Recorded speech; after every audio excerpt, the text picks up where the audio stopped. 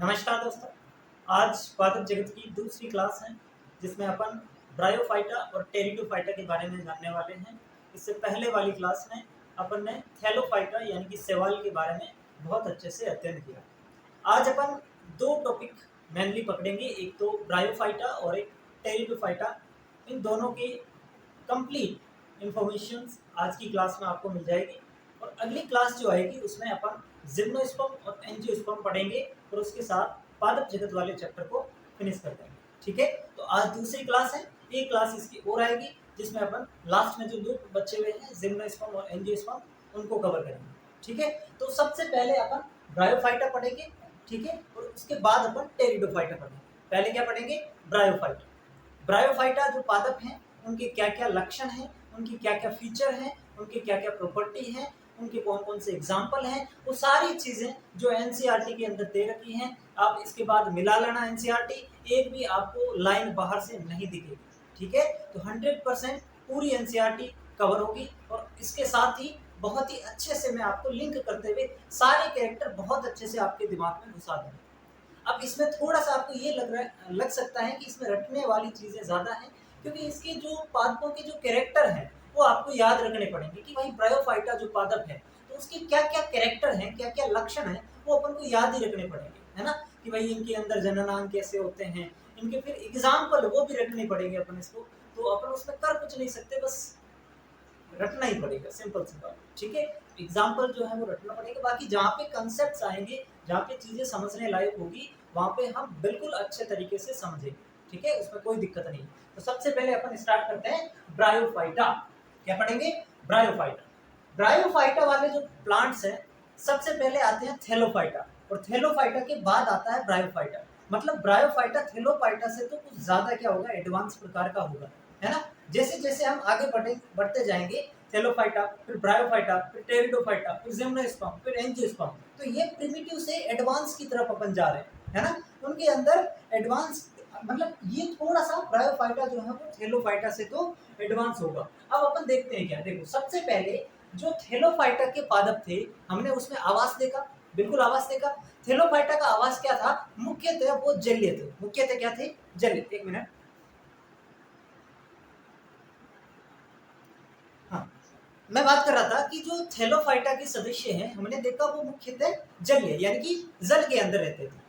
अब यहाँ पे ये जो ब्रायोफाइटा के सदस्य है ये जल में नहीं रहते, ये स्थल पर रहते। समझना बात को, ये जो है वो स्थल पर रहते हैं, यानी कि उससे थोड़े से एडवांस हुए कि नहीं हुए? बिल्कुल हुए। अब जैसे जैसे मैं आपको फीचर बताता जाऊंगा, आपको थैलोफाइटा के साथ कंपेयर करता जाऊंगा, ताकि आपको जो है वो समझ में आए कि कैसे ये एडवांस है, कैसे इसमें फीचर थोड़े अलग है ना। तो चलो, सबसे पहले इसकी आवाज की बात अपन करें। आवाज की बात करें तो पहले स्थलीय पादप, पहले स्थलीय पादप। अब ये तो हमने समझ लिया कि ये स्थल्य है, लेकिन यहाँ पे एक समझने लायक बात और है। ये स्थल पर तो रह सकते हैं, यानी कि धरती पर जिंदा तो रह सकते हैं ये पादप, लेकिन इनको जनन के लिए, इनको लैंगिक जनन के लिए जल की आवश्यकता होगी। समझ रहे मेरी बात को? ये स्थल पर रह सकते हैं जीवित, उसमें कोई दिक्कत नहीं है, लेकिन पूरी तरीके से स्थल पर सरवाइव करना इनके लिए पॉसिबल नहीं है, क्योंकि अगर इनको लैंगिक जनन करना है तो इनको जल की आवश्यकता होगी। ये बात मैं लिख देता हूं। ये धरती पर जीवित तो रह सकते हैं, लेकिन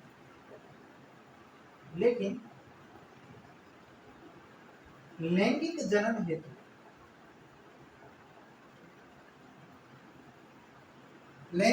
हेतु जल की आवश्यकता होगी।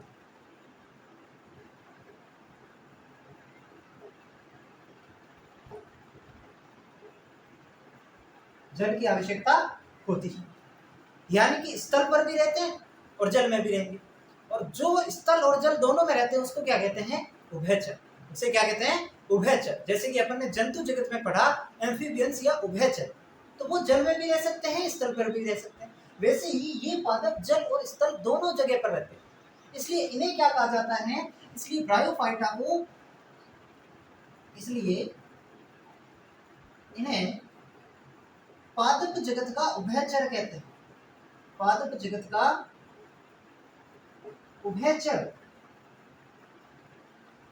कहा जाता है। और उभयचर को जल स्थलचर भी कह सकते हैं ना, तो ये नाम आए तो कंफ्यूजन नहीं होगा। जल स्थलचर कहते हैं। बताओ ये आवास वाली चीजें क्लियर हुई। सिंपल सी बात, मैंने ये कहा कि ये जो है ब्रायोफाइटा के सदस्य ये पहले स्थलीय पादप है, मतलब स्थल पर जीवित रह सकते हैं, लेकिन पूर्ण रूप से नहीं। पूर्ण रूप से क्यों नहीं? क्योंकि लैंगिक जनन ये जल में ही कर सकते हैं। लैंगिक जनन को अगर परफॉर्म करना है तो जल की आवश्यकता है इनको। इस वजह से ये जो है वो पादप जगत के उभयचर या एम्फीबियंस होते हैं। समझ गए इस बात को? बिल्कुल सर, आवास वाला पॉइंट क्लियर। दूसरी बात अगर मैं इनके अंदर करूं तो इनकी जो काय है, इनकी काय का मतलब बॉडी, शरीर, इनकी काय शैवालों से ज्यादा विभेदित होती है। शैवालों से ज्यादा विभेदित होती है।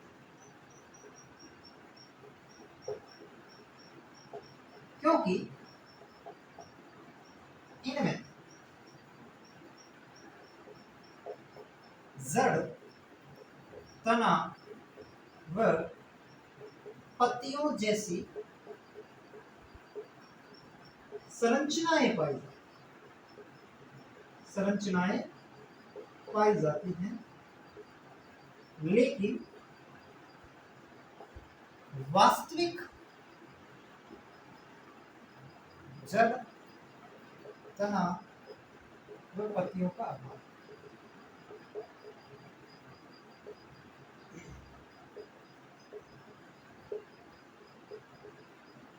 अब ये बात समझो, थैलोफाइटा के अंदर जड़, तना, पत्ती कुछ भी नहीं, ये उससे थोड़े एडवांस प्रकार के ब्रायोफाइटा।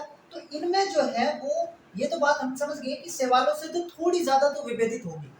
अब होता क्या है, इनमें जड़, तना और पत्ती जैसी संरचनाएं होती। वास्तविक रूप से जड़, तना, पत्ती नहीं होती। वास्तविक रूप से इनमें इतना भी विभेदन नहीं हो गया कि जड़, तना, पत्ती अलग अलग स्पष्ट रूप से दिखाई दे रहे, नहीं। जड़, तना और पत्ती जैसी स्ट्रक्चर दिखाई इनमें देने लग जाती है। तो इस वजह से शैवालों से तो थोड़े ज्यादा एडवांस हो ही गए, है ना। अब ये जड़, तना, पत्ती जैसे जैसे और आगे एडवांस होते जाएंगे, टेरिडोफाइटा जैसे आगे बढ़ेंगे, तो उनमें अलग स्पष्ट रूप से ये संरचना देखने को मिलेगी, लेकिन इनमें उसकी जैसी संरचना दिखती है। वास्तविक रूप से जड़, तना, पत्ती नहीं होते, ठीक है। और वास्तविक रूप से इनमें जड़, तना, पत्ती का अभाव होता है। इस वजह से ये भी क्या है, अविभेदित पादप। ये भी क्या है, अविभेदित पादप है, नॉन क्रोमोफाइट्स। समझ गए इस बात को? अगला पॉइंट कौन सा था? सहवन्य ऊतक वाला, है ना। तो इनमें सहवन्य ऊतकों का भी अभाव होता है। इनमें सहवन्य ऊतकों का भी अभाव, जो कि थैलोफाइटा में भी अभाव था, सहवन्य ऊतकों का भी अभाव, यानी कि असहवनीय पादप। जिसमें सहवनीय ऊतक नहीं, वो असहवनीय को क्या कहते हैं, एट्रेक्टिफाइट्स, यानी कि अविभेदित पादप है और असहवनीय पादप है। समझ गए इस बातों को? बिल्कुल आसान सी। मैं आपको थैलोफाइटा अगर आपने पढ़ा है तो ये चीजें बिल्कुल इजी लग रही होगी, है ना। बिल्कुल इजी, कुछ भी नहीं है, उसको कंपेयर करके पढ़ रहे हैं, ठीक है। नोट करो इनको।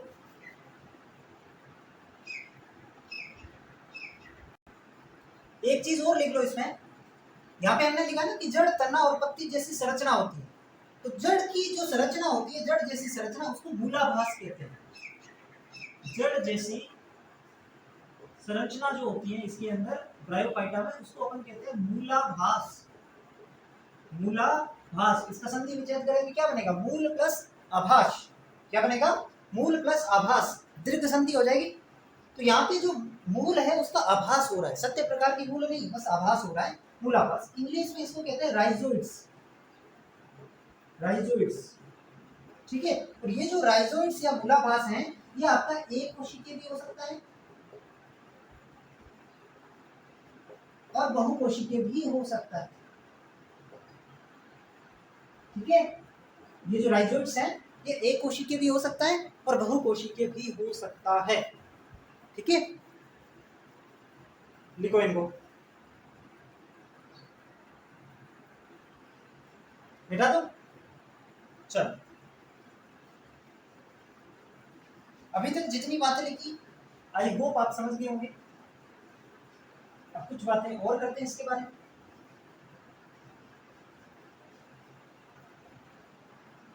देखो, जब आप एनसीईआरटी पढ़ोगे ना, आप पढ़ के देख लेना बोली, आपको समझ नहीं आएगी एनसीईआरटी।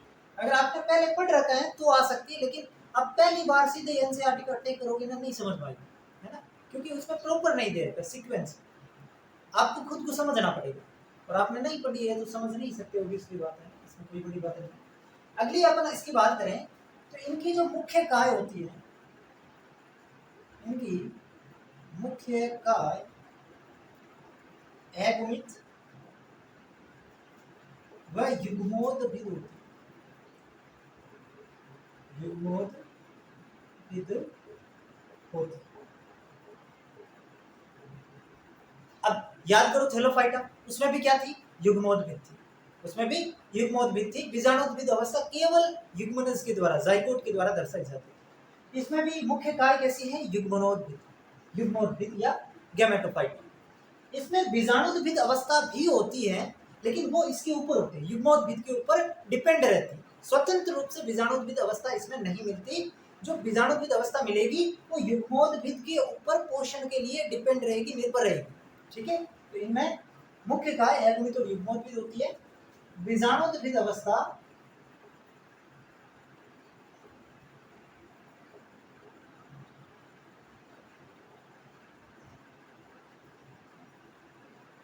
पोषण हेतु युग्मोद्भिद पर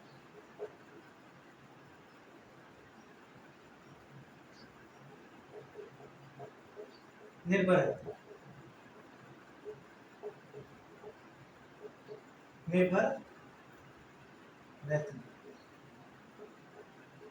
ठीक है, समझ गए बात को।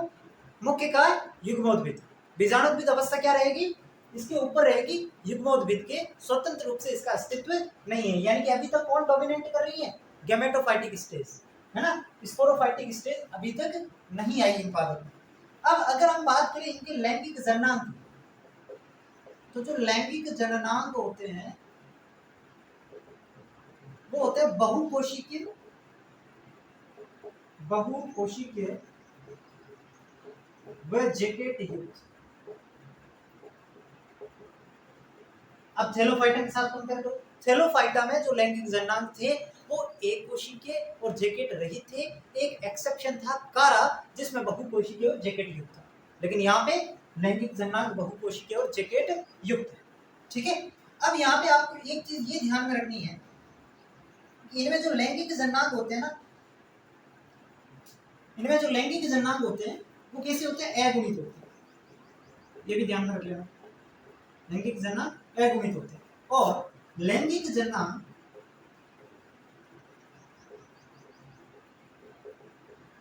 पत्ती जैसी संरचना पर पाया जाता है, पत्ती जैसी संरचना पर पाया जाता है।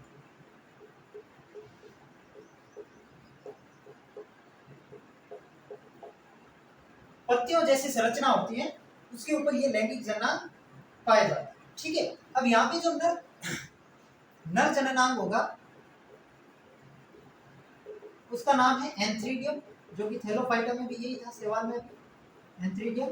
और मादा जननांग का जो नाम है वो यहाँ पे उगोनियम नहीं होकर के आर्किगोनियम, आर्किगोनियम।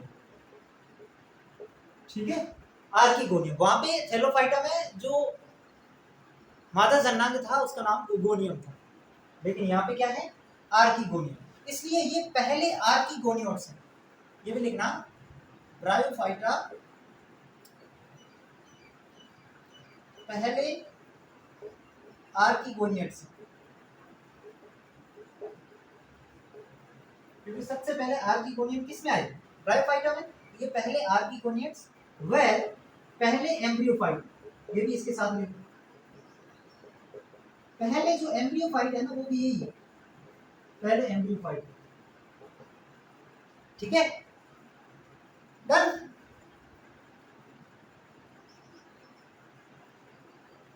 इतनी बातें समझ में आएगी नहीं आई बताओ?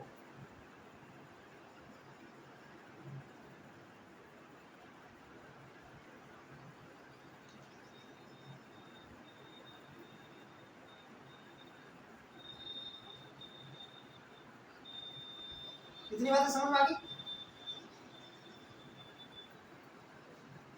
ठीक है, अब देखो, अब ब्रायोफाइटा में आते कौन है? ब्रायोफाइटा में आते कौन? इसको मिटा दूं मैं, मिटा दूं? चलो, ये इसके जनरल कैरेक्टर जितने भी थे मैंने आपको बता दिया। अब ब्रायोफाइटा में कौन कौन आते हैं, तो दो नाम याद रखना, एक तो लिवरवर्ट, एक तो लिवरवर्ट और दूसरी मोसेस और लिवरवर्ट। तो ब्रायोफाइटा में एक तो आ जाएंगे लिवरवर्ट और एक इसमें आ जाएगी मोसेस या मोश। ठीक है, एक तो आ जाएगा लिवरवर्ट और एक आ जाएगा मोस। अब लिवरवर्ट कौन से एग्जांपल? लिवरवर्ट में 3 एग्जांपल याद रखने, मार्केंशिया, मार्केंशिया, रिक्शिया और पोरेला। रख लोगे यार, 3 एग्जांपल, मार्केंशिया, रिक्शिया, पोरेला। ये क्या है? लिवरवर्ट। मोसेस के अंदर, इसके अंदर भी आपको 3 एग्जांपल याद रखने, Funaria, Polytrichum, sphagnum. Funaria, Polytrichum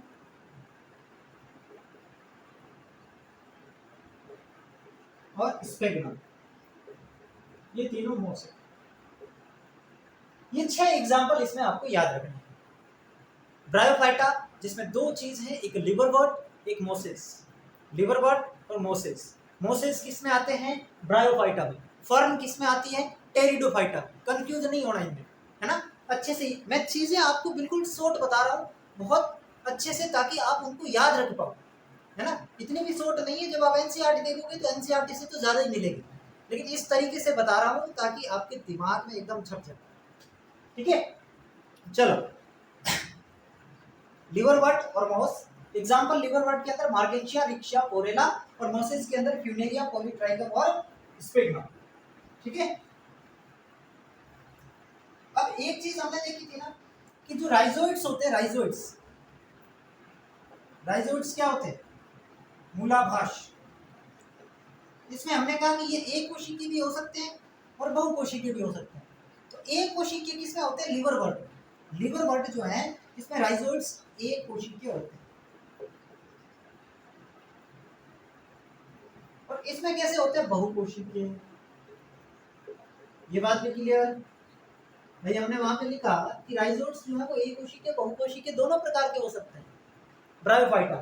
तो एक कोशिकीय लिवरवर्ट में और बहुकोशिकीय मोसेस के अंदर। ठीक है, तो ये कंपैरिजन वाला मामला खत्म।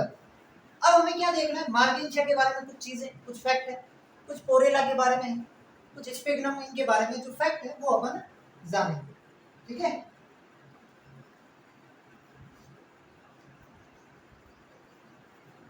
अब जैसे फ्यूनेरिया है तो फ्यूनेरिया को कोर्ड मोस, कोर्ड का मतलब रस्सी, कोर्ड मोस कहते हैं। स्पेग्नम जो है ना इसको पीट या कोटन, पीट या कोटन मोस कहते हैं। तो आपसे पूछ ले कि पीट मोस किसे कहते हैं? स्पेग्नम को। कोटन मोस वो भी स्पेग्नम को।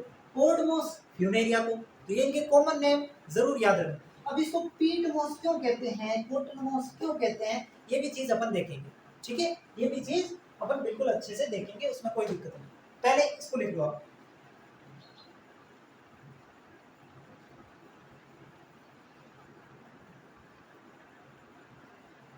अब मिटाओ इसको मैं। अब अपन पहले लिवरवर्ट के बारे में पढ़ेंगे, फिर मोसेस के बारे में आएंगे। ठीक है, इसको मैं मिटा रहा हूं।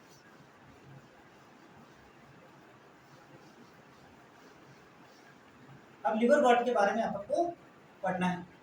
सबसे पहले अपन को लिवरवर्ट के बारे में एक जो चीज ध्यान में रखनी है कि इनमें जो लैंगिक जननांग है, इनमें लैंगिक जननांग एक ही थैलस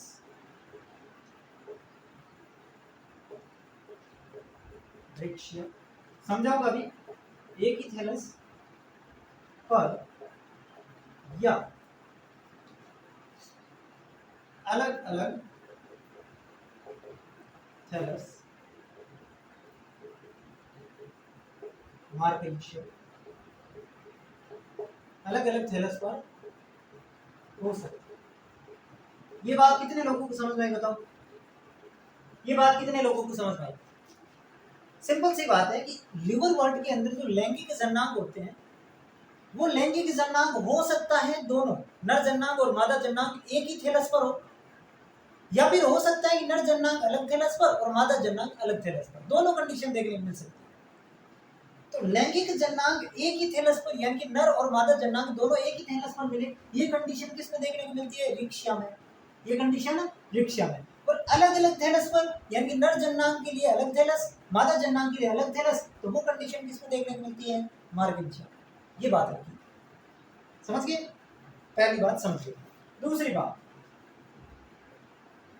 पोरेला में, पोरेला अभी एग्जांपल अपन ने देखा, मार्गिंशिया, रिक्शा, पोरेला। पोरेला में परिणील अवस्था मिलती है, परिणील अवस्था पाई जाती है। सीधा सीधा याद करो, सीधा सीधा याद करो, दिमाग लगाने की आवश्यकता नहीं। पैसे पोरेला, पैसे परिणील अवस्था, हो गया याद? बिल्कुल हो गया। अब मार्किंशिया के बारे में दो तीन चीजें हैं, वो मैं आपको बता दूं, फिर लिवर वर्ट खत्म। मार्किंशिया के बारे में दो तीन चीजें। पहली बात मार्किंशिया के बारे में, मार्किंशिया, मार्किंशिया पृष्ठाधारी होता है, मार्किंशिया पृष्ठाधारी होता है, समझ गए? पोरेला में परिणील अवस्था पाई जाती है और मार्किंशिया क्या होता है? पृष्ठाधारी। अब देखो, मार्किंशिया जो होता है उसमें नर और मादा जननांग, मार्किंशिया में नर व मादा जननांग रिसेप्टेकल, रिसेप्टेकल नुमा संरचना पर पाए जाते,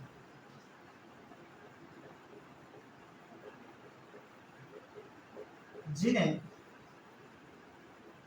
क्रमशः एंथ्रीडियोफोर व आर्किगोनियोफोर।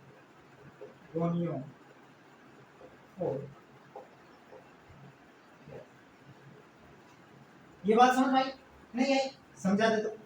सबसे पहले देखो, मार्किंशिया के अंदर नर और मादा जननांग अलग अलग थैलस पर है, ऊपर लिखी हुई है बात, ये बात ऊपर लिखी हुई है सर, बिल्कुल लिखी हुई है कि मार्किंशिया में नर और जो मादा जननांग है वो अलग अलग थैलस पर है। मतलब इसमें नर जननांग और मादा जननांग के अलग अलग जो थैलस होते हैं वो रिसेप्टेकल नुमा संरचना पर होते हैं। अब उनके नाम लिख दिए कि जो नर जननांग है वो पाया जाता है एंथ्रीडियोफोर पर और मादा जननांग पाया जाता है आर्किगोनियोफोर पर। कोई नई बात नहीं है, ऊपर वाली बात जो लिखी है ना उसी का ही ये थोड़ा सा एक्सप्लेनेशन, ठीक है? उसी का ही एक्सप्लेनेशन।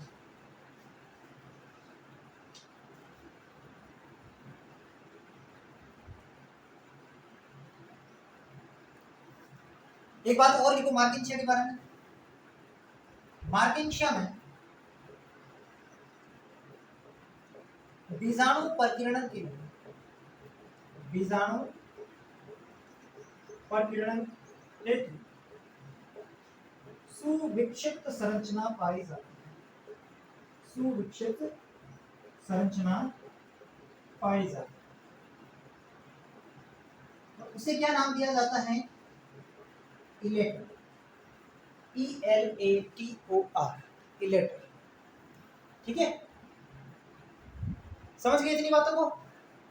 मार्किंशिया में बीजाणु परिकिरणन के लिए सुविक्षिप्त प्रकार की संरचना पाई जाती है जिसको इलेटर कहते हैं। तो मार्किंशिया के बारे में कितनी बात होगी? पृष्ठाधारी, नर और मादा जननांग रिसेप्टेकल नुमा संरचना पर मिलते हैं, जिन्हें क्रमशः एंथ्रीडियोफोर और आर्किगोनियोफोर। बीजाणु प्रजनन के विशेष प्रकार की संरचना इलेट। एक चीज और है मार्किंशिया के बारे में, वो मैं कहां पे लिखूं?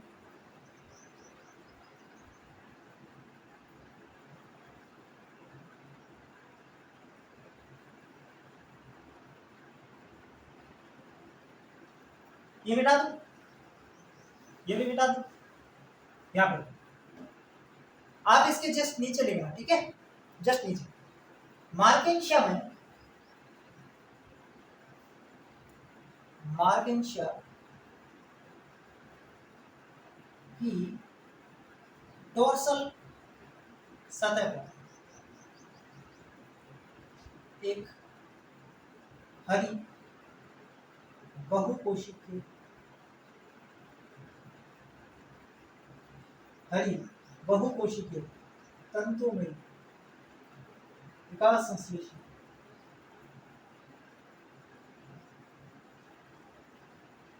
हरी बहुकोशिकीय तंतु में विकास संश्लेषण अलैंगिक कली पाई जाती है, जिसे क्या कहते हैं? गेमा कप कहते हैं।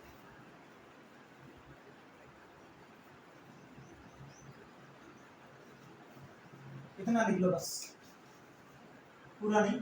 हरी बहुकोशिकीय अलैंगिक कली पाई जाती है, जिसे जेनी कहा जाता है। यह एक आर्ट जैसी संरचना है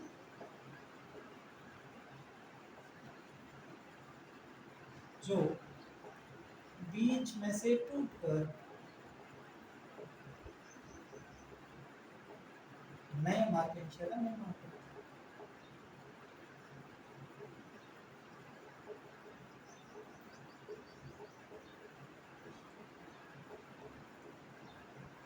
समझ में आई ये बात? ये सवाल नीट में पूछा गया, नीट 2025 में, कि गेमा कप किस में पाया जाता है? ब्रायोफाइटा वहां पे ऑप्शन है, ठीक है।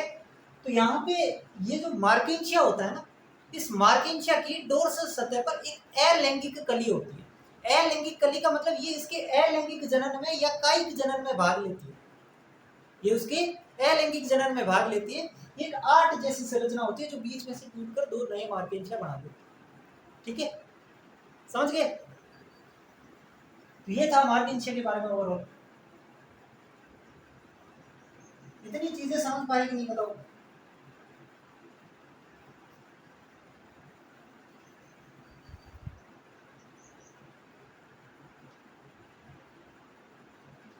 मिटा दो इसको। अब अपन पढ़ेंगे मोसेस। अब अपन को क्या देखना है? मोसेस।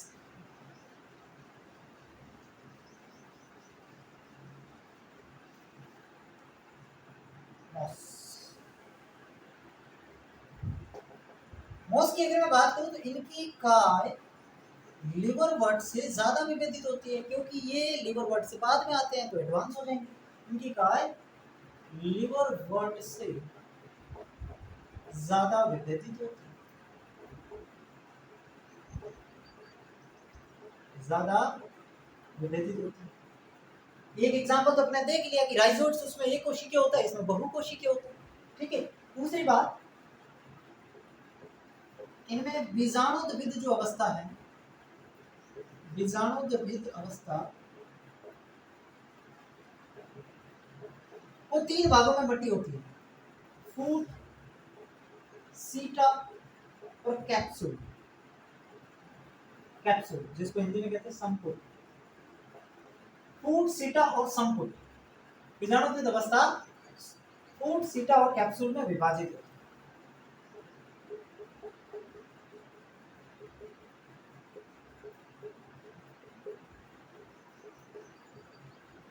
ठीक है। ये बात समझ में आ गई कि मोसेस के अंदर जो बीजाणुद्भिद अवस्था होती है वो फूट, सीटा और संपुट में विभेदित होती है।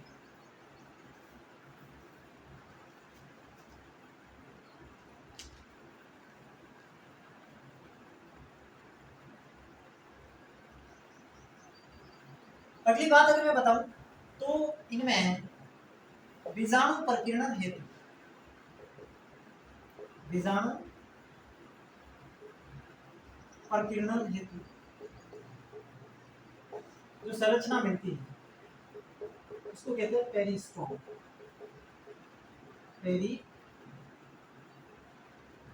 पेरिस्टोम, जैसे कि मार्किंशिया में क्या थी, इलेक्टर थी, वैसे ही इसमें क्या हो जाएगी, पेरिस्टोम हो जाएगी।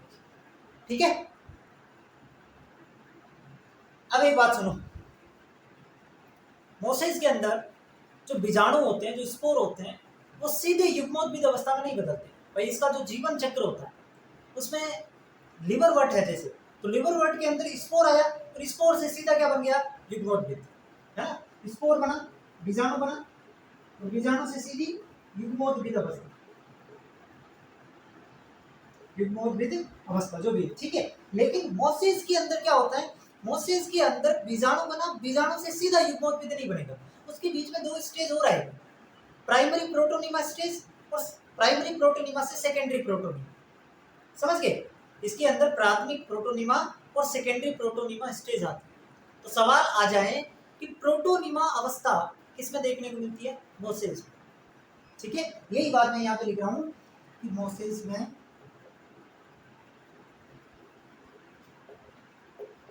बीजाणु सीधे युग्मोद्भिद अवस्था में नहीं जाते, पहले इनमें प्राइमरी प्रोटोनिमा अवस्था आती है, फिर ये सेकेंडरी प्रोटोनिमा में तब्दील हो, और फिर सेकेंडरी प्रोटोनिमा जो है उससे फाइनली क्या बनेगा, युग्मोद्भिद, समझ गए। सीधे युग्मोद्भिद नहीं बनेगा, लिवरवर्ट के अंदर बीजाणु, बीजाणु से युग्मोद्भिद, लेकिन मोसेस के अंदर क्या होगा, बीजाणु, बीजाणु से प्राइमरी प्रोटोनिमा, प्राइमरी प्रोटोनिमा से सेकेंडरी प्रोटोनिमा, और उससे फिर बीजाणु, युग्मोद्भिद, ये कंडीशन रहती है, समझ गए होंगे आप। सेकेंडरी जो प्रोटोनिमा स्टेज है मोसेस के अंदर, इसके अंदर पाया जाता है फ्रेगमेंटेशन, ये सवाल कई बार आ चुका है, फ्रेगमेंटेशन, ठीक है। फ्रेगमेंटेशन खंडन कहते हैं, वही खंडन, इसमें फ्रेगमेंटेशन पाया जाता है secondary protonema stage of Moses, ठीक है। इस चीज को नहीं समझ पा रहे तो ऐसे समझो जैसे कि ये आपका बीजाणु, ये आपका बीजाणु, और ये आपकी युग्मोद्भिद अवस्था, ये आपकी युग्मोद्भिद अवस्था। अब यहाँ पे एक तो लिवरवर्ट है, तो लिवरवर्ट क्या होगा, लिवरवर्ट सीधे ही क्या होगा, बीजाणु से इसमें। लेकिन अगर यहाँ पे बात है मोसेस की, तो मोसेस के अंदर क्या होगा, पहले प्राइमरी प्रोटोनिमा, फिर से सेकेंडरी प्रोटोनिमा,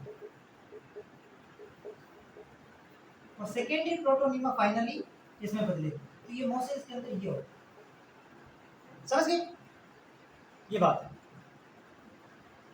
इनको लिखो, इनको लिखो, फिर अपन आगे बढ़ो।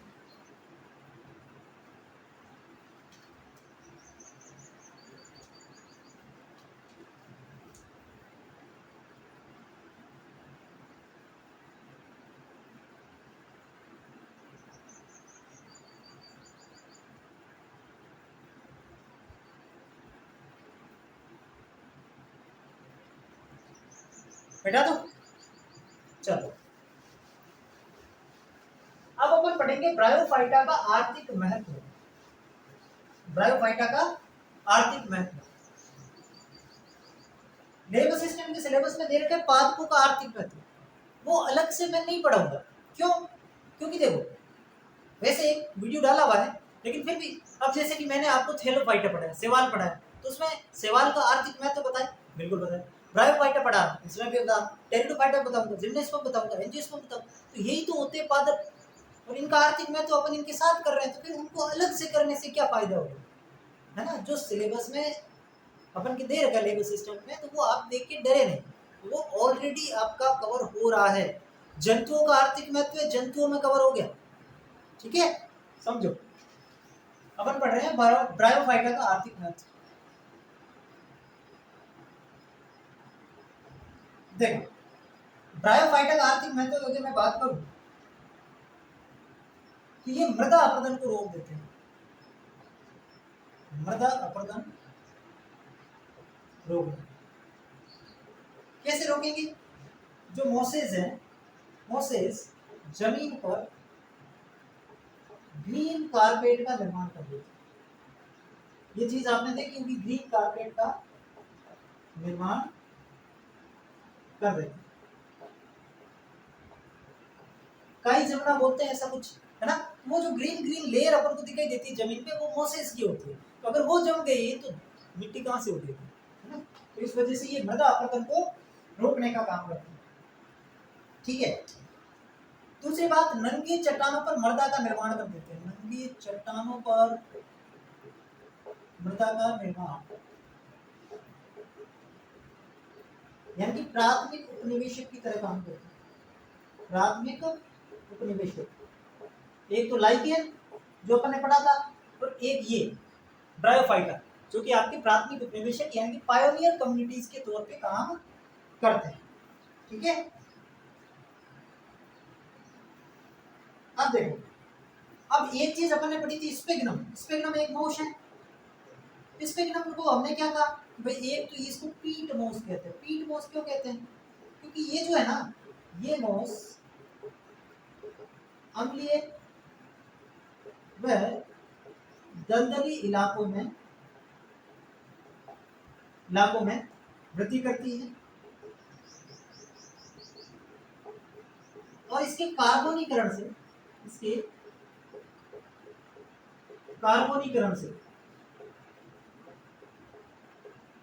पीट कोयला होता है, पीट कोयले का निर्माण होता है।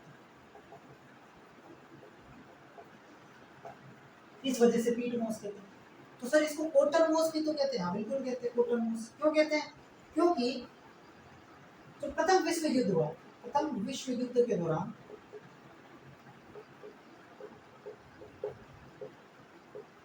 जो घायल सैनिक थे, ये उपचार में पट्टियों की तरह इनको प्रयुक्त किया गया, पट्टियों की जगह प्रयुक्त, ठीक है। ये वैसे चीजें लिखाने की नहीं, ये समझाने की होती है, लेकिन फिर भी मैं आपको एक एक चीज लिखा रहा। तो कॉटन मोस क्यों कहते हैं? क्योंकि प्रथम विश्व युद्ध के दौरान जो सैनिक घायल हुए थे, उनको पट्टियां बांधने में इस स्पेगनम मोस का प्रयोग किया गया। इस वजह से इसे कॉटन मोस भी कहते हैं, ठीक है। अब स्पेगनम के बारे में दो चीजें होगी, एक और सुनो स्पेगनम के बारे में। इसमें उच्च जल धारण क्षमता होती है, उच्च जल धारण क्षमता होती है, जल धारण क्षमता होती है। इसलिए जीवित पादपों के परिवहन में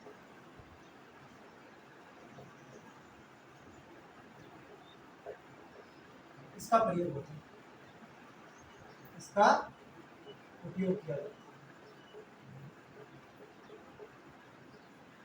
भाई प्लांट्स को एक स्थान से दूसरे स्थान पे पहुंचाना है, तो उसके अंदर मान लो 14 घंटे, 15 घंटे, 20 घंटे, कितने भी टाइम लग सकता है।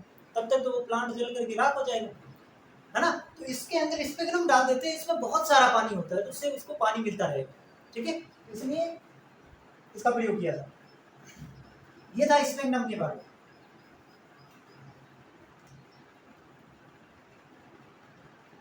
एक अपना लास्ट बचा हुआ है पॉलीट्राइकम।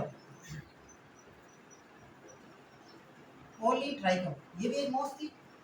पॉलीट्राइकम एक स्पीसीज होती है, पॉलीट्राइकम कम्युनिटी। ये जो है ना, इसका प्रयोग किडनी स्टोन को हटाने में करता है। किडनी स्टोन जो होता है, किडनी स्टोन को रिमूव करने में इसका प्रयोग किया जाता है। इसका काढ़ा बनाया जाता है, वो काढ़ा बना के अगर पिला दोगे तो आपको जो है किडनी की पत्थरी जो होती है वो गायब, डॉक्टर के पास जाने की जरूरत नहीं।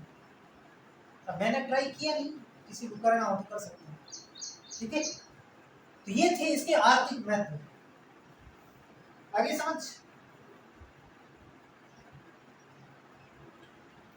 अरे समझ में आया कि नहीं है बोलो।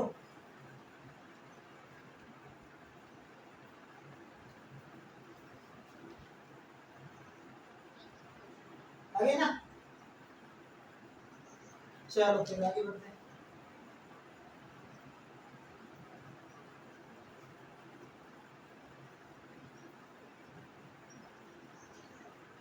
देखो फटाफट लिख लो इसको।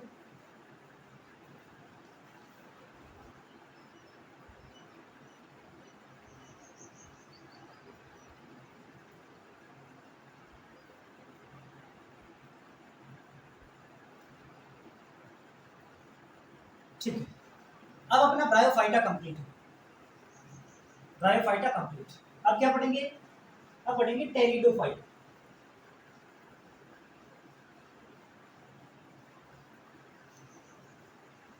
अब क्या पढ़ने जा रहे हैं, टेरिडोफाइटा।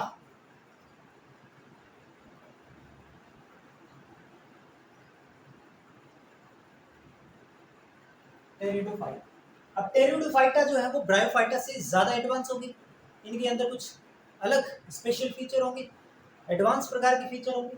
क्या होंगे देखो, सबसे पहली बात, पहले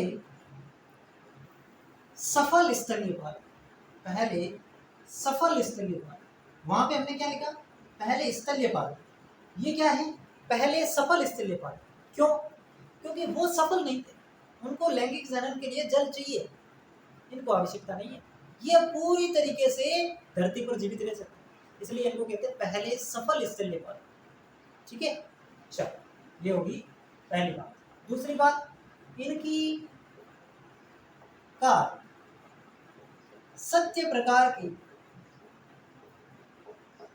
जड़, तना व पत्ती में विभेदित होती, यानी कि सत्य प्रकार के जड़, तना और पत्ती इसमें पाए जाते हैं, इसलिए ये क्या हो गए, विभेदित पादप या क्रोमोफाइट प्लांट्स। ठीक है, अगली बात, मुख्य काय कैसी होगी, मुख्य काय बीजाणुद्भिद होती है, स्पोरोफाइटिक होती है, बीजाणुद्भिद। अभी तक क्या थी, युग्मोद्भिद, इसमें बीजाणुद्भिद, स्पोरोफाइटिक, स्पोरोफाइटिक मुख्य काय बीजाणुद्भिद होती है। ठीक है सर, अगली बात, पहले पादप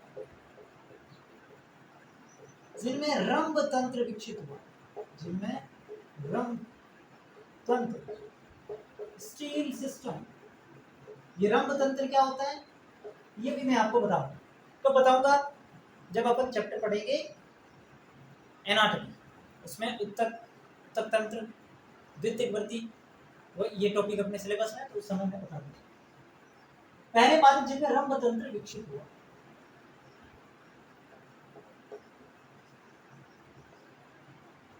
इन्हें पादप जगत के सहवन्य उभयचर कहा जाता है। उभयचर कौन है, ब्रायोफाइटा, ये क्या है, सहवन्य उभयचर, इन्हें पादप जगत के सहवन्य उभयचर कहा जाता है। याद रखना, ये क्या है, सहवन्य उभयचर। ठीक है,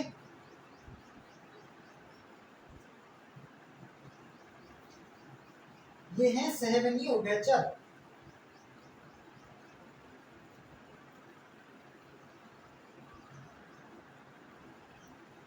अगली बात लिखो, अब टेरिडोफाइटा में आते कौन है, इसमें फर्न आती है, फर्न, फर्न व इक्विसिटम, इक्विसिटम जिसको होर्स टेल अपन कहते हैं, होर्स टेल। इसमें फर्न व होर्स टेल को सम्मिलित किया गया, जितनी भी प्रकार की फर्न है वो इसमें आती है, वो सम्मिलित किया गया। ठीक है, टेरिडोफाइटा में टेरिडोफाइटा में पत्तियां जो है वो छोटी भी हो सकती है। छोटी पत्तियों को क्या कहते हैं? माइक्रोफिल, है ना, माइक्रोफिल। और ये छोटी पत्तियां होती किसमें? माइक्रोफिल। पत्तियां छोटी जैसे सेलाजिनेला, ये भी इसी का एग्जाम्पल है, तथा बड़ी यानी कि मेगाफिल जैसे फर्न में हो सकती है। समझ आई? टेरिडोफाइटा में पत्तियों का आकार छोटा भी हो सकता है, पत्तियों का आकार बड़ा भी हो सकता है। छोटी पत्तियां किसमें मिलेगी? सेलाजिनेला, और बड़ी पत्तियां मिलेगी फर्न में।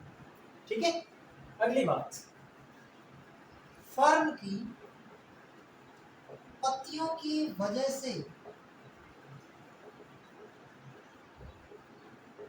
टेरिडोफाइटा को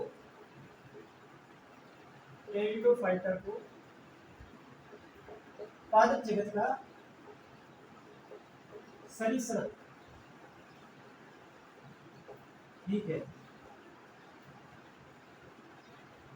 पादप जगत का सरीसृप भी है। ठीक है, इतनी बातें लिखी हैं, समझ में आई कि नहीं आई बताओ मुझे। नहीं आई तो मैं दोबारा बता दूंगा, नहीं आई तो दोबारा बता दूंगा, कोई दिक्कत नहीं। 4-5 पार पढ़ोगे आराम से याद हो जाएगा, कोई दिक्कत वाली बात नहीं। मैं शॉर्ट एंड स्वीट नोट करवा रहा हूँ, शॉर्ट एंड स्वीट। इसके बाद एनसीईआरटी देख लेना, मैं बार बार एनसीईआरटी देख लेना, सारी चीजें आपको अपने नोट्स में मिलेगी। ठीक है, तो ये बातें अपने समझ आ गई, ये कि नहीं आया बताओ। जैसे कि ये बात समझ में आ गई आपको कि इसमें फर्न और इक्विसिटम या हॉर्स टेल को सम्मिलित करते हुए टेरिडोफाइटा में आते कौन है? तो फर्न आते हैं, हॉर्स टेल आते हैं। फिर मैंने कहा कि टेरिडोफाइटा के अंदर पत्तियां जो है ना वो छोटी भी हो सकती है, बड़ी भी हो सकती है ना। छोटी पत्तियां किसमें मिलती है? सेलाजिनेला में। बड़ी किसमें मिलती है? फर्न में। एक चीज हमने यहाँ पे पढ़ ली कि इन्हें पादप जगत के सेवन या उभयचर कहते हैं, और दूसरी चीज टेरिडोफाइटा को पादप जगत के सरीसृप भी कहते हैं। लेकिन पादप जगत के उभयचर कौन है? ब्रायोफाइटा। ठीक है, लिखो इसको, मिटा रहा हूं मैं,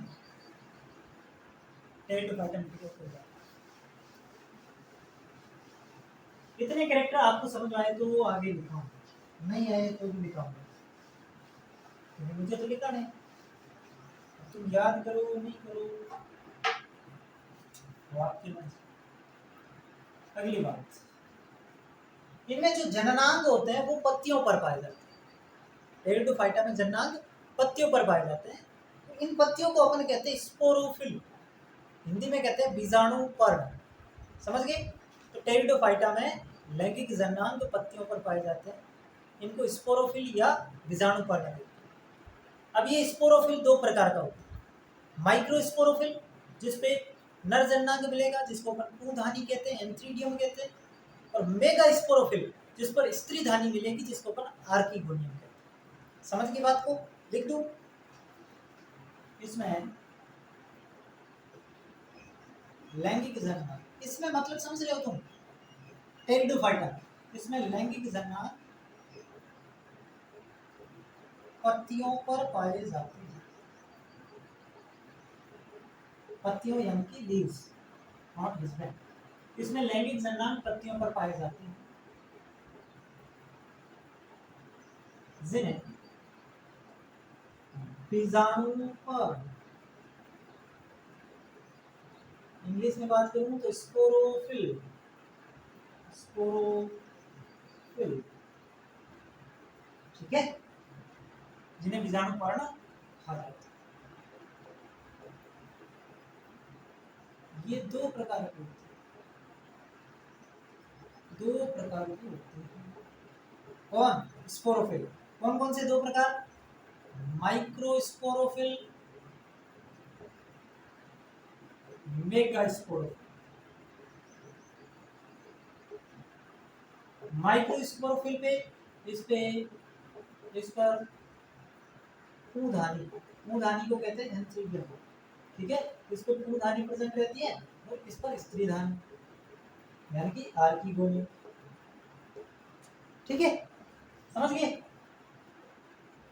ये बात समझ गए।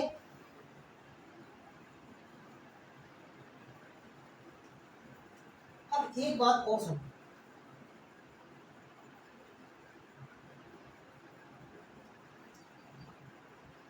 एक तो इसमें एग्जांपल है इक्विसिटम और एक होता है सेलाजिने। इक्विसिटम वो है सेलाजिने। इनमें क्या होता है, ये जो बीजाणु पर्ण है ना, ये संगठित हो जाता है, कॉम्पैक्ट हो जाता है ना। तो इक्विसिटम का सेलाजिनेला में बीजाणु पर्ण संगठित या इंग्लिश में कहते हैं कॉम्पैक्ट, संगठित हो जाता है। इसे स्ट्रोबाइलस या कॉन या लेक्स कहते हैं। ये बात बहुत इंपॉर्टेंट है। इक्विसिटम और सेलाजिनेला में जो बीजाणु पर्ण स्पोरोफिल है वो कॉम्पैक्ट हो जाता है। इसको स्पोरोफिल, कॉन या लेक्स तीनों नाम दे सकते हैं। समझ गए बात को।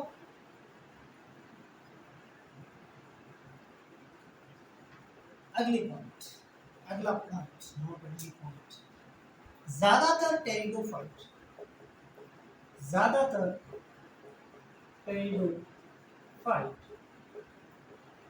समबीजाणु को, कैसे होते हैं, समबीजाणु, समबीजाणु।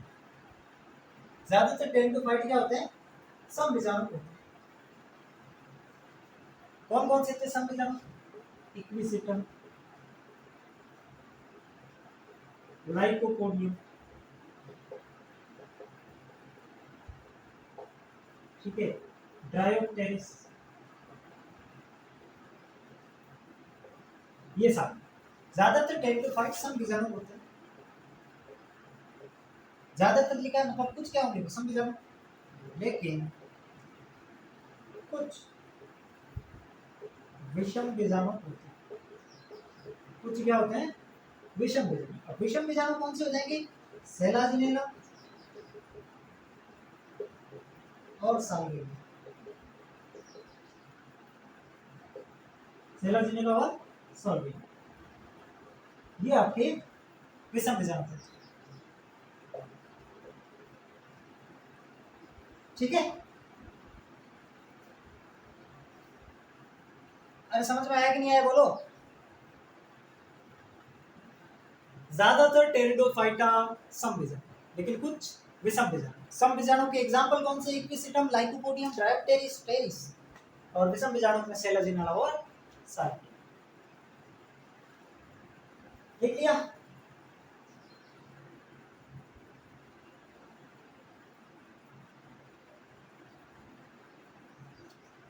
अब यहाँ पे एक बात और लिखो, कि जो विषम बीजाणु टेरिडोफाइट होते हैं, विषम बीजाणु टेरिडोफाइटा से ही बीज प्रवृत्ति की उत्पत्ति हुई, बीज प्रवृत्ति की उत्पत्ति हुई। यानी कि सबसे पहले बीज बनना किसमें शुरू हुए, विषम बीजाणु टेरिडोफाइटा। लेकिन विषम बीजाणु टेरिडोफाइटा में बीज नहीं होते। विषम बीजाणुता से ही बीज प्रवृत्ति की उत्पत्ति हुई, लेकिन विषम बीजाणु टेरिडोफाइटा में बीज नहीं होते, ठीक है। इतनी बातें समझ गए तो फिर मैं आगे बढ़ूं। इतनी बातें समझ, अब बस ज्यादा नहीं बचा, थोड़ा सा और बचा, थोड़ा सा।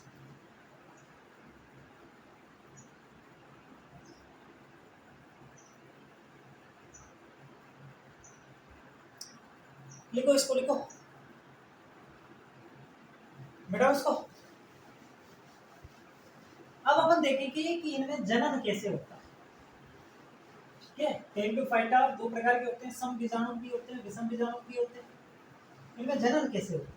पहले अपन देखेंगे सम बीजाणु जो होते हैं उनमें जनन कैसे होता है। अगर मैं बात करूं सम बीजाणु, यहाँ पे हम जनन की बात करें, सम बीजाणु टेरिडोफाइटा, सम बीजाणु टेरिडोफाइटा। अब देखो सम बीजाणु टेरिडोफाइटा है, या तो इनमें अर्धसूत्री विभाजन होगा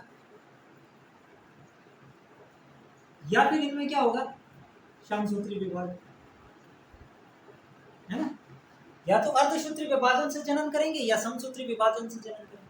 अब मान लो कि सम बीजाणु टेरिडोफाइटा में अर्धसूत्री विभाजन होता है ना, इसके अंदर जो बीजाणु मात्र कोशिका है उसमें अगर अर्धसूत्री विभाजन होगा तो इससे क्या होगा, अर्धसूत्री विभाजन से इसमें क्या बनेंगे, लैंगिक बीजाणु बनेंगे, लैंगिक बीजाणु बनेंगे। और ये लैंगिक बीजाणु जो है वो वायु प्रकीर्णन द्वारा,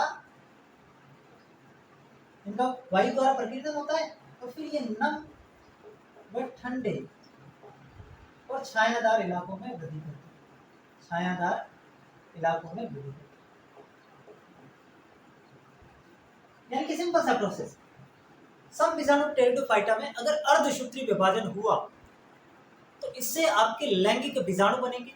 उन लैंगिक बीजाणुओं को वायु द्वारा उसका प्रकीर्णन हो जाता है, मतलब उड़ा कर ले जाया जाता है और जगह जगह पटक दिए जाते हैं। अब वहां पे जगह जगह जहाँ पे पटके वहां पे ये नहीं वृद्धि करेंगे, अगर इसको ठंडा और छायादार इलाका जहाँ पे भी इसको मिला वहां पे ये वृद्धि करते हैं। इसलिए टेरिडोफाइटों का जो भौगोलिक वितरण है वो बहुत सीमित जगह पर देखने को मिलता है। रीजन क्या है, इनको वृद्धि करने के लिए ठंडे और छायादार इलाकों की जरूरत होती है। ठीक है, तो ये चीज आपको ध्यान रखनी। अब मान लो इसमें समसूत्री विभाजन हो गया, तो समसूत्री विभाजन हो गया तो अगर इसमें समसूत्री विभाजन होता है तो इससे एक संरचना बनती है जिसका नाम है प्रोथैलस। क्या नाम है, प्रोथैलस। और ये प्रोथैलस कब बनता है, जब सम बीजाणु टेरिडोफाइटा में समसूत्री विभाजन हो।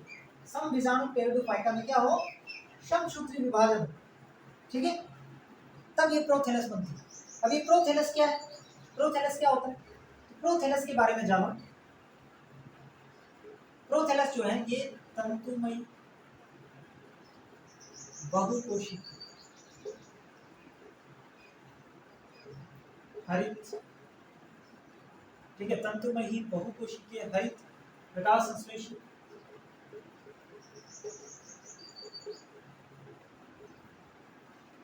हृदयाकार संरचना, प्रकाश संश्लेषी युग्मोद्भिद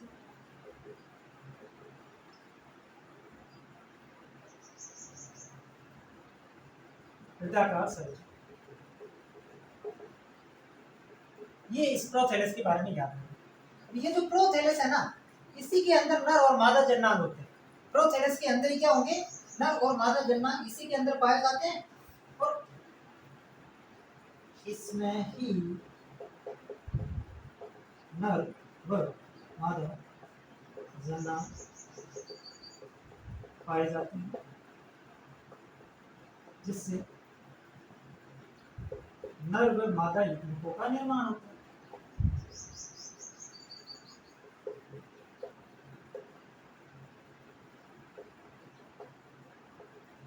ठीक है, जो प्रोथैलस है समसूत्री विभाजन से प्रोथैलस अवस्था बनेगी और इसी प्रोथैलस में नर और मादा जननांग पाए जाते हैं, जिससे नर और मादा युग्मकों का निर्माण होता है। अब ये दोनों युग्मक क्या करेंगे, ये दोनों युग्मक निषेचन करेंगे, इन दोनों युग्मकों में निषेचन होगा, उससे फाइनली कौन सी अवस्था आ जाएगी, बीजाणुगठित अवस्था आ जाएगी, बीजाणुगठित अवस्था आ जाएगी। टेरिडोफाइटा की मुख्य अवस्था कौन सी होती है, बीजाणुगठित होती है। तो ये कंडीशन थी सम बीजाणु टेरिडोफाइटा की। अगर इसमें अर्धसूत्री विभाजन होता है तो इसमें जो है वो लैंगिक बीजाणु बनते हैं और लैंगिक बीजाणु जो है वो वायु द्वारा प्रकीर्णन कर लिया जाता है, मतलब वायु द्वारा उड़ा लिए जाते हैं और जगह जगह पर पटक दिए जाते हैं। जहाँ पे इसको ठंडा और छायादार इलाका मिलेगा वहां पे वृद्धि कर जाएंगे, नहीं तो नहीं करेंगे। अगर इसमें समसूत्री विभाजन होता है तो इससे एक संरचना बनती है जिसको अपन नाम देते हैं प्रोथेलस। प्रोथेलस की कुछ विशेषता है कि ये तंतुमयी होती है, बहुकोशिकीय होती है, हरित होती है, प्रकाश संश्लेषी होती है, युग्मोद्भिद होती है, इदाकार संरचना होती है। ठीक है, और ये जो है प्रोथेलस जो है सब कुछ इसके अंदर ही होता है, सारा काम। नर और मादा जननांग अगर इसके अंदर है तो फिर इसके अंदर नर और मादा युग्म पड़ेंगे, उनमें निषेचन होगा और फाइनली युग्म बीजाणुद्भिद अवस्था बन जाएगी। ठीक है, अब एक चीज याद रखना, जो विषम बीजाणु टेरिडोफाइट होते हैं, विषम बीजाणु टेरिडोफाइटा में प्रोथेलस नहीं बनता, ये चीज ध्यान रखना, प्रोथेलस नहीं बनता। ये अलग से नोट करके लिख लेना कि विषम बीजाणु टेरिडोफाइटा जो होते हैं उसके अंदर प्रोथेलस नहीं बनती है। ये बातें समझ में आ गई?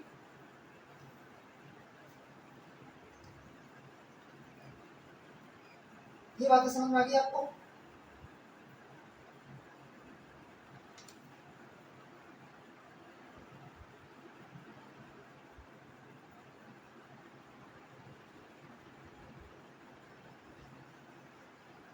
बैठा दो इसको।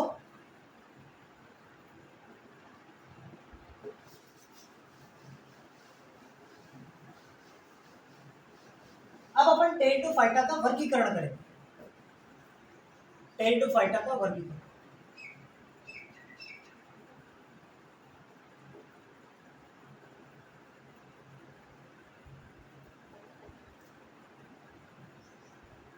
साइलोप्सिडा, साइलोप्सिडा, लाइकोप्सिडा, 4 पार्ट होते हैं इसके, है ना। टेरिडोफाइटा के अंदर 4 पार्ट्स होते हैं, मतलब टेरिडोफाइटा को हम 4 भागों में फर्दर डिवाइड करेंगे। साइलोप्सिडा, लाइकोप्सिडा, स्पिनोप्सिडा और टेरोप्सिडा। स्पिनोप्सिडा और लास्ट हो जाएगा टेरोप्सिडा। ठीक है, साइलोप्सिडा, लाइकोप्सिडा, स्पिनोप्सिडा और टेरोप्सिडा, ये 4। अब इसके अंदर कौन कौन से एग्जांपल आएंगे भाई? कि साइलोप्सिडा में कौन आएगा? तो इसमें आ जाएगा साइलोटा, एक एग्जांपल याद रखना इसमें, साइलोटा। लाइकोप्सिडा नाम से पता चल जाएगा, लाइकोपोडियम, लाइकोपोडियम।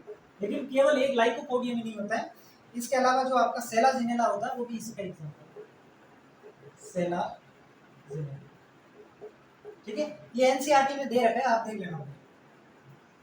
स्पिनोप्सिडा में कौन आ जाएगा? Equisetum, equisetum. और टेरोप्सिडा में ड्रायोप्टेरिस, टेरिस, ये सारी चीजें उसमें आ जाएगी। ड्रायोप्टेरिस, टेरिस, एडियंटम, ये सारे के सारे इसके एग्जाम्पल। तो ये एग्जाम्पल आपको याद रखना, ठीक है। अब अपन देखेंगे इनका आर्थिक महत्व।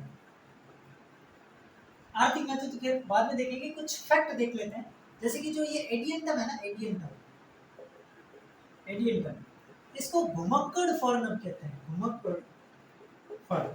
क्यों कहते हैं घुमक्कड़ फर्न? क्योंकि इसमें कायिक प्रवर्धन बहुत तेजी से होता है, कायिक प्रवर्धन बहुत तेजी से होता है,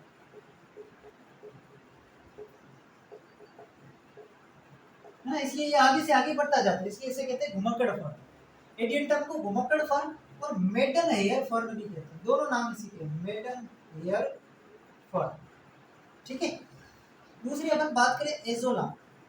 एजोला एक जलीय फर्न है, ये क्या है? एक जलीय फर्न है, और इसका प्रयोग जैव उर्वरक के रूप में किया जाता है, बायो फर्टिलाइजर्स के रूप में इसका प्रयोग किया जाता है।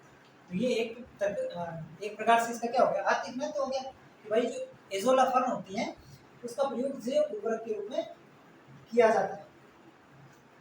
ठीक है, ये अपन आर्थिक महत्व ही देख रहे हैं एक तरीके से, आर्थिक महत्व। हेडिंग डाल लेना भाई, तुम क्यों बोलते हो? Adiantum azolla. बात करूं अगर इक्विसिटम की, इसका प्रयोग किया जाता है बर्तनों की मंजाई करने में, बर्तनों की मंजाई, मंजाई को इंग्लिश में कहते हैं स्पोइलिंग। बर्तनों की मंजाई वह मेटल को पॉलिश करने के लिए, मेटल को पॉलिश करने, इसमें ये प्रिडिक्ट होगा। ठीक है, आर्थिक महत्व का मतलब हमारे लिए क्या फायदा है, तो इस वाला से हम जैव रूल बना लेते हैं, लिक्विड सिस्टम से हम बर्तनों की बंजाई कर लेते हैं, बहुत बर्तन चमकते हैं, मेटल को पॉलिश करने में काम आ जाता है। तो एक तरीके से ये हमारे फायदे के काम है ना। ड्रायोप्टेरिस ये कर्मीनाशी के रूप में काम आता है, कर्मीनाशी के रूप में। ठीक है, और कोई बचा है ना। ये हो एक कॉमन फीचर ये लिख लेना कि जो फर्न होती है, फर्न का प्रयोग सजावटी पौधों के रूप में, सजावटी पौधों के रूप, सजावटी पौधों के रूप में, ये भी बात है। तो ये इसके आर्थिक महत्व हो जाएंगे, तो आप देख लेना, ये इसका वर्गीकरण हो जाएगा और फिर अपन ने आर्थिक महत्व देखना।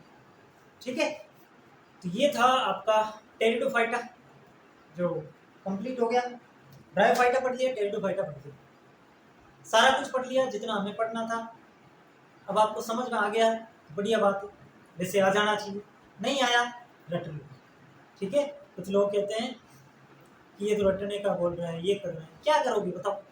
अगर समझ में नहीं आ रहा है तो रट लो ना, कोई ज़्यादा तो है नहीं, एक या दो पेज का ये, एक दो पेज का वो है, और रटने में कुछ नहीं है। जब आप इसको रटोगे ना तो आपको लगेगा मुझे समझ में आ गया। करके देखना एक बार, इसको तुम रट लोगे ना तो तुम्हें अपने आप ये समझ में आ जाएगा, ऐसा मानो। एक बार रट के देखना, क्योंकि 3-4 बार तुम पढ़ोगे ना तो अपने आप आपको लगेगा कि यार ये तो मुझे समझ में आ गया। पहली बार में कोई चीज़ समझ में नहीं आती है, पढ़ना पड़ता है, बार बार पढ़ना पड़ता है। मेरे को भी बार बार पढ़ना पड़ता है, मैं कम से कम 10-12 बार ये चीज़ें पढ़ चुका हूँ।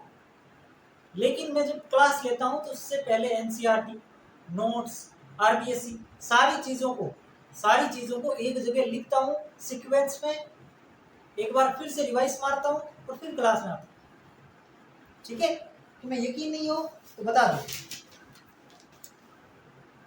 है ना। ये देखो, तो यहाँ पे ऐसा नहीं है कि मेरे पास नोट्स नहीं है, मेरे को याद नहीं है, सवाल आएगा मैं कर लूँगा, लेकिन चीज़ों को पढ़ाने के लिए एक तरीके से सीक्वेंस से करना पड़ता है। तो कोई भी आपके सामने क्लास आती है तो उस पर एक प्रॉपर मेहनत होती है, उसके बाद आती है। ऐसे नहीं मुंह उठा के चल दिया और शुरू क्लास, नहीं, उसका कोई सेंस भी नहीं बनता ना। कोई चीज़ छूट गई, कोई चीज़ समझ में नहीं आई, कौन सी चीज़ कब पढ़ानी है, एक प्रॉपर सीक्वेंस होता है, उसके हिसाब से करना पड़ता है। ठीक है, तो आज की क्लास में अपन इतना ही रखते हैं। अगली क्लास में जिम्नोस्पर्म और एंजियोस्पर्म पढ़ेंगे। अगर आज की क्लास आपको पसंद आई तो चैनल को सब्सक्राइब कर सकते हैं और अपने दोस्तों के साथ ग्रुप्स में इस क्लास को ज़रूर शेयर कर देना, ताकि हर एक विद्यार्थी के पास फ्री का इतना शानदार बायोलॉजी का कंटेंट पहुंच जाए। ठीक है, कंटेंट कितना शानदार है जिसके प्रूफ में आपको लगातार जो एग्जाम हो रहे हैं उनमें दे रहा हूँ। सेकेंड ग्रेड का एग्जाम हुआ, प्रूफ दिया मैंने। नीट का एग्जाम जो one of the toughest exam इस बार का हुआ है, जो पिछले सालों के पेपर से कई गुना टफ पेपर आया है, उसमें बायोलॉजी के मैं 90% सवालों के प्रूफ दे चुका हूँ। इतने टफ पेपर के अंदर अपने कंटेंट में से हूबहू सवाल छपे हैं। मैंने सिर्फ मैं बोल नहीं रहा हूँ, इसका प्रूफ वीडियो डाले हुए हैं। सेकेंड ग्रेड का भी है, नीट का भी है। तो इस लेवल का कंटेंट है ना। इसका मतलब ये कतई नहीं है कि आपको फ्री में दे रहे हैं तो क्वालिटी में कोई कॉम्प्रोमाइज हो रहा है, बिल्कुल नहीं। ठीक है, बहुत शानदार तरीके से हम आपको पढ़ा रहे हैं, हमारी तरफ से ईमानदारी से पढ़ा रहे हैं, किसी भी प्रकार का कसूर नहीं छोड़ रहे। अब आपको अपनी पूरी मेहनत करनी है, फिर सफलता कोई नहीं रोक सकता। ठीक है, और अगर कोई बच्चे पूछ रहे थे टेस्ट सीरीज का, तो जिनको टेस्ट सीरीज चाहिए माजिसा एजुकेशन एप्लीकेशन आप डाउनलोड करो, वहाँ पे आपको बायोलॉजी की मेरे द्वारा बनाई गई शानदार टेस्ट सीरीज मिल जाएगी, बहुत ही शानदार। एक बार चैप्टर पढ़े और उसके बाद टेस्ट दे, उसके बाद कुछ नहीं करना, है ना। और टेस्ट भी इतने शानदार हैं एक एक कंसेप्ट को लेकर के, और उसके बाद उस टेस्ट का वीडियो सोल्यूशन, कहाँ पे आपने गलती की, किस सवाल को कैसे टैकल करना है, सारी चीज़ें। ठीक है, तो ज्वाइन कर लेना टेस्ट सीरीज भी, और क्लासेस अपनी यहाँ पे फ्री चल रही है, उसमें कोई दिक्कत नहीं है, पूरा सिलेबस होगा 100.1%। ठीक है, धन्यवाद।